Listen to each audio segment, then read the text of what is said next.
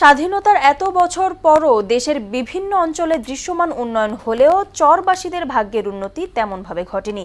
বিশেষ করে বর্ষা এবং বন্যার সময়ে তাদের কষ্টের সীমা থাকে না।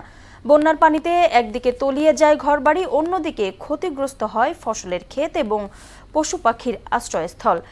নিরাপদ আশ্রয়ের অভাবে দিন কাটে চরম অনিশ্চয়তার মধ্যে। বগুড়া থেকে রাসেল কবিরের রিপোর্ট। গাইবান্ধা সদর উপজেলার কামারজানি ইউনিয়নের গোঘাট এলাকার ছোট্ট একটি চরে ডজন খানেক পরিবারের বসবাস। স্থানীয়দের কাছে ছোট্ট জনপদটি পোড়ার চর নামে পরিচিত। গত 2 সপ্তাহে বন্যার পানিতে তলিয়েছিল চরটি। 15 দিন পর রান্নার জন্য চুলা জ্বালালেন জনি বেগম।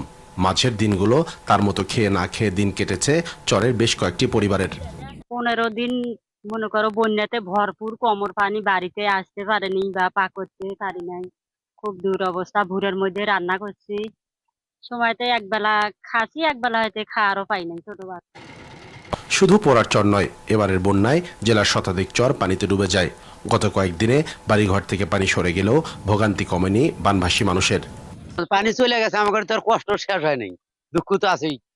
এই ব্যাপার মনে জোর জমা সব নষ্ট হয়ে গেল, কি দে আবার শুভ খাওয়া গেল। খুব কষ্ট। সরকার কি কোনো এনজি টেনজি মাটি কেটে দিত, তাহলে আঙ্গের ভালো। আঙ্গের সরকার থেকে কিছু দিছিল, কিন্তু কারণ হয়তো আঙ্গের বাড়ি ঘর নামা, গরু ছাগল নিয়ে পোলা পান নিয়ে খুব অত্যাচার, পানির মধ্যে থাকা লাগে। মাননীয় সরকারের দৃষ্টি আকর্ষণ করে বলতে চাই যে আমাদের চর অঞ্চলের মানুষের দুঃখ কষ্ট লাঘবের জন্য যদি বসতভিটা উচ্চীকরণ প্রকল্প দেয়া হয়।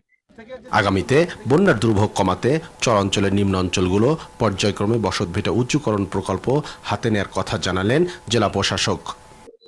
আলহামদুলিল্লাহ আমরা বন্যা মোটামুটি কভার করতে পেরেছি। তো বন্যা পরবর্তীতে আমাদের পরিকল্পনা রয়েছে, আমরা বেশ কিছু অঞ্চলকে উঁচু করার প্ল্যান রয়েছে। আপনার পাশাপাশি আমরা নিজেরাও দেখেছি যে আমাদের আশ্রম কেন্দ্রগুলো হতে উঁচু বা অন্য তাদের ভিটিগুলো নিচু রয়ে গেছে।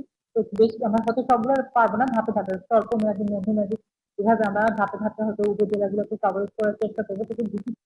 নিরাপদ এবং উন্নত জীবনের নিশ্চয়তা দিতে সরকার প্রয়োজনীয় সবকিছু করবে, এমন প্রত্যাশা চরবাসীর। রাসেল কবির, মোহনা সংবাদ, গাইবান্ধা।